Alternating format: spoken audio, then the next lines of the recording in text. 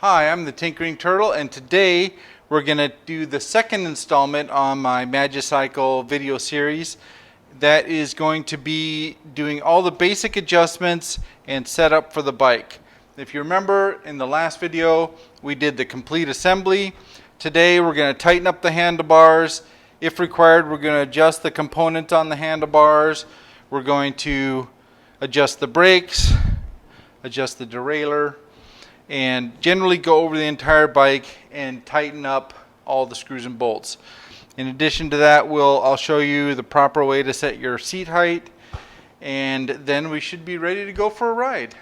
Thanks for watching, and let's get into it right now.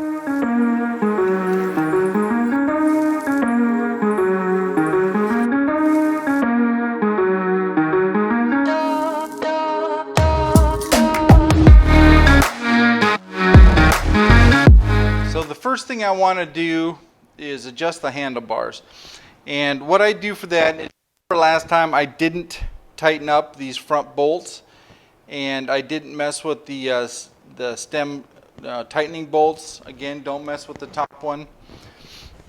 What you do to set up your handlebars is you'll set on the bike, get a good comfortable grip, and then being I didn't tighten down those 4 bolts, you can press it back and forth to get a good feel for where the handlebars are going to be. Once you get them, they're stuck down, you get it kind of adjusted where you want, and you're good. Then you'll tighten down the 4 front bolts.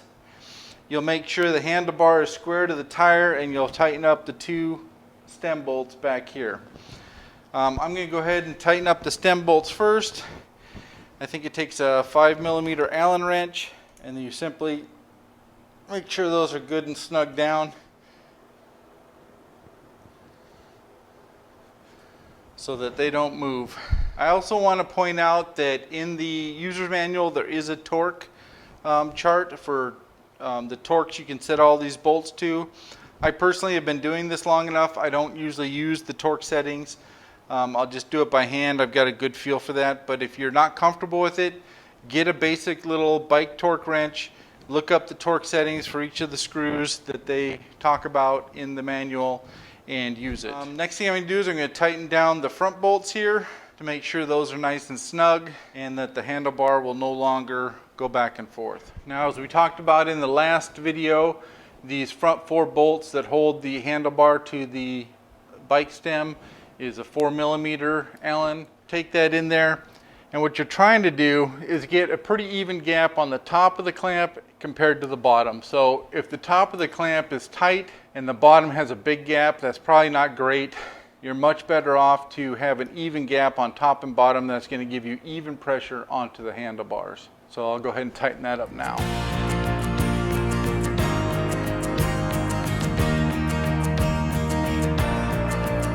Now I've got the handlebars nice and tightened. I'm going to check them out.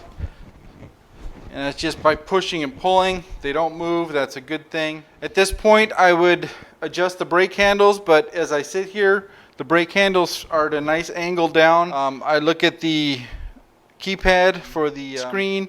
That's at a nice angle. I can see the top button. I can click the plus and minus with a comfortable thing. Or a comfortable reach. I look at the shifter. I can click the button and the lever without any issues. And the screen is at a nice angle to me. So I don't think I need to make any of those adjustments. If you do need to make the adjustments, go through and just find the Allen screw or Phillips head screwdriver, loosen it, adjust them, and tighten them back up. You also want to go through, and if you feel any movement on these things, tighten them up now. Everything feels good to me, so I don't think I need to worry about that. Nothing's moving. So I'm good, but now's the time to do that. Get your handlebars all situated. They're pretty good right now, so let's move on to the next thing. Okay, the next thing I'm going to do is I'm going to adjust the derailleur to make sure that each gear I click in is actually the right one on the sprocket. I've got a camera set up down here so you can actually see what I'm doing. Now the basic idea here is I'm just going to lift the bike up, or the back tire up off the ground by putting pressure on the kickstand. It'll lift the back tire off, and then I'll pedal with my hand, and I'll use the shifter to shift through the gears as I pedal. And I'm going to watch and most importantly listen to the chain as it hits every gear, and listen for extra sound. If it's really smooth and clean sound, then that means it's centered on the gear. I won't need to make an adjustment.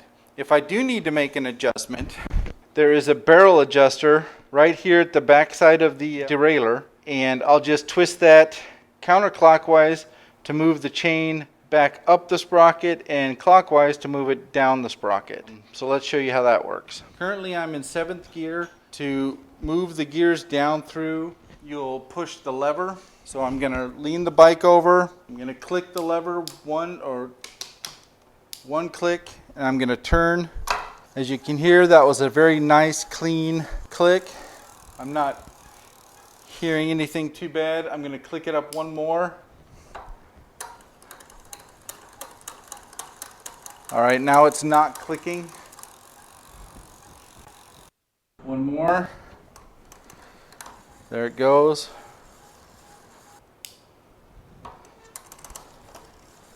There it goes.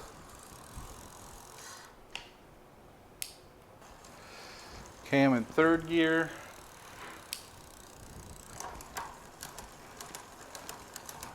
Second gear. So here's the problem. I'm in 2nd gear here, but up on the gear shift, I'm in 1st gear.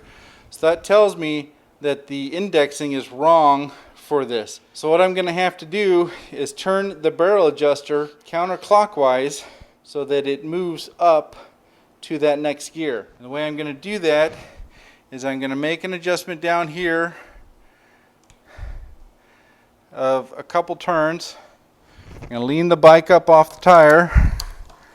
See, now it's up on the 1st gear. Okay, now that I've got it up on the 1st gear, it's not making an excessive amount of noise. What I'll do is I'll start pedaling with my hand, and I'll click down through all the gears to 7th gear and make sure it still lines up on the 7th gear.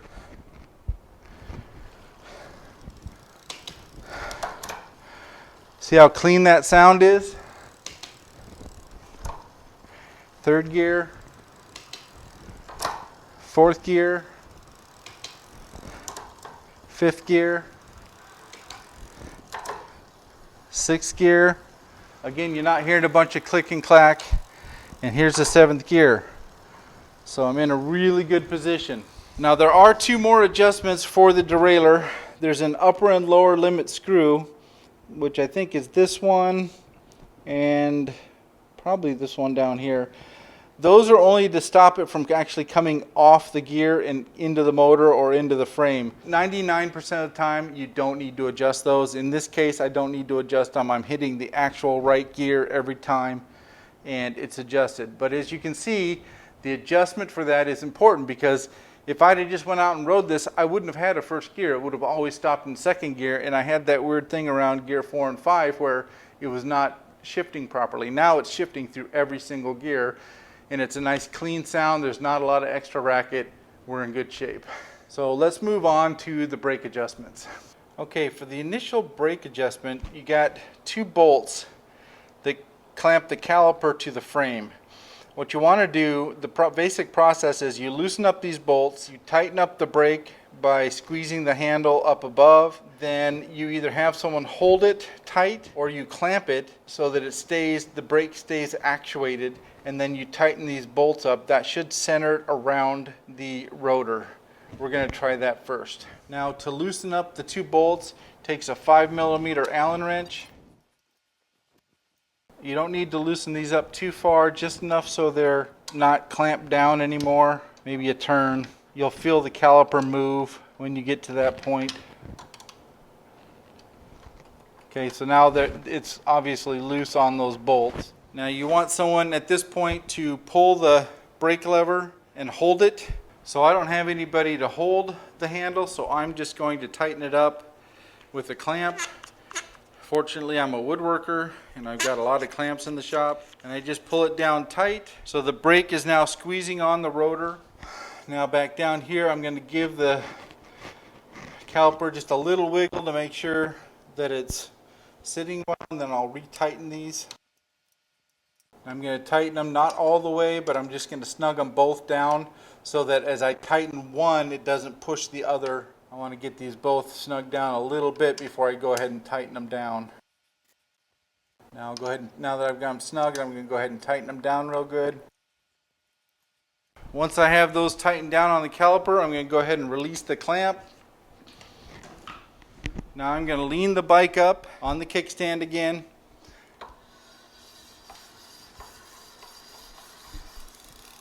And I can hear it rubbing slightly. So I'm going to take this, I'm going to turn it counterclockwise, 3 click, lean it up on the kickstand again.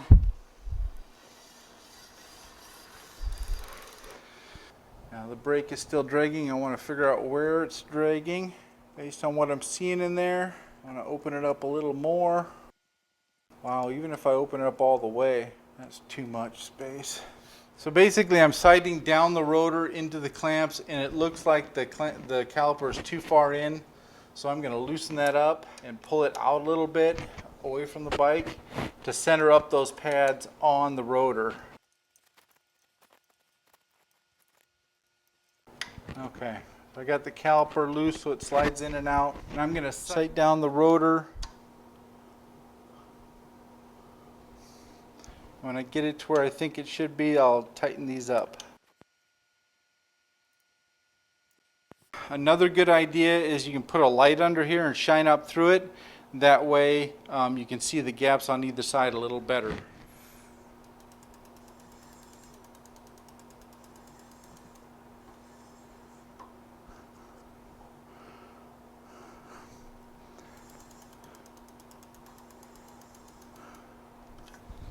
I got a little bit of noise, so I'm going to re-loosen this one.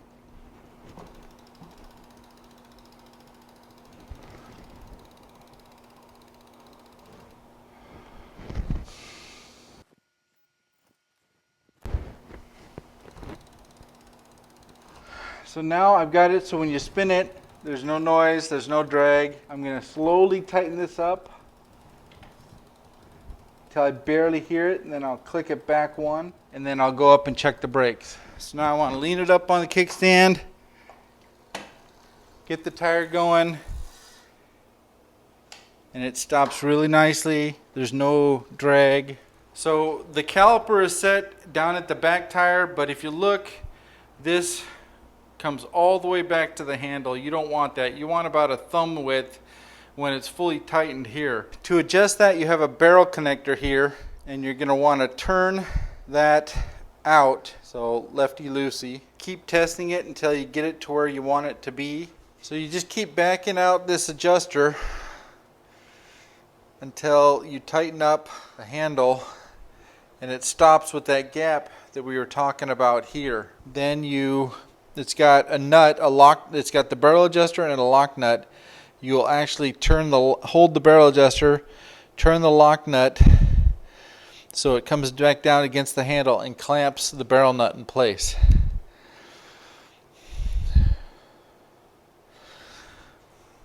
So I've adjusted the back brake caliper. I've adjusted the handle for it. Everything works perfectly for that one. I'm going to repeat the steps on the front caliper and the front handle. I'm probably not going to give you a lot of commentary on it because it's the same thing. Loosen the bolts, tighten it up onto the rotor, tighten the bolts down, and then do any minor adjustments you need to get it run freely, and then adjust your handle afterwards. It's the same process every time. I'll do a more in-depth brake adjustment video in the future, but for now that'll probably get you started. So I'm going to go ahead and do that, and I'll show you. I'll just do a time lapse or something of what I'm doing.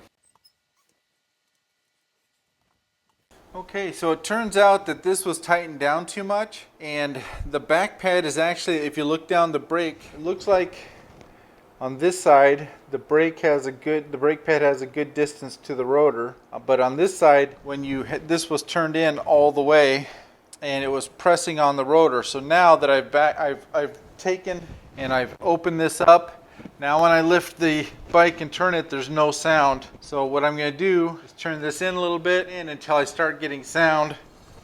Like right there, I'll get a little brake noise, and then I'll back it out 2 clicks and I'll recheck it, and that's perfect.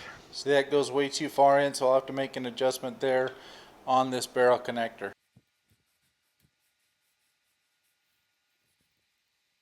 So I've pulled this barrel connector out, I've tightened down the lock nut, and you can see it stops with a nice distance to the handle, and both brakes are now working. So now I've tightened up the handlebars, I've adjusted the derailleur, I've done both the brakes. The only thing left to do is set the height of the seat, and I told you I'd show you how to set that up. Okay, the way the front forks work is you've got a lockout and a pretensioner.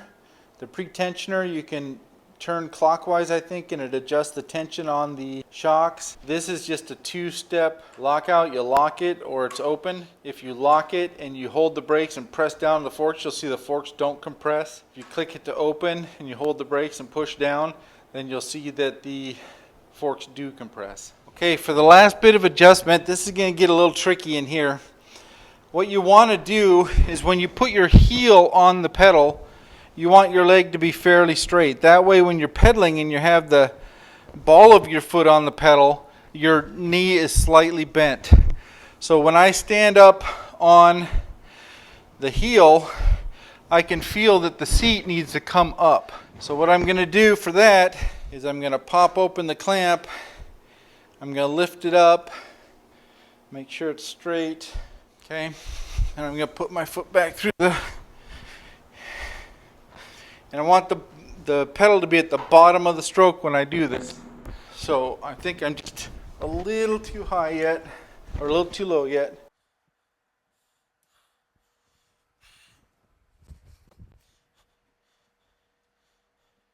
Okay, I'm going to hold the brakes. So I'm sitting on the seat. I'll bring it up a little bit more, but that's about where I want it to be. My leg's fairly straight with my heel on the pedal. Now when I put my toe on the pedal, you can see my leg bends slightly, and that's what you want to see. Now if this doesn't tighten up enough, you may open the clamp and then you can hand tighten this bolt here, and then when you clamp it over, it's harder.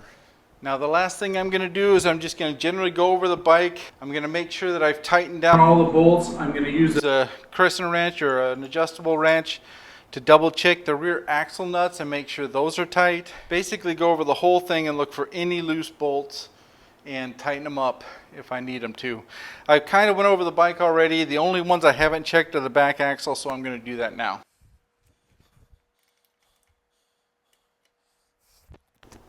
That's nice and tight.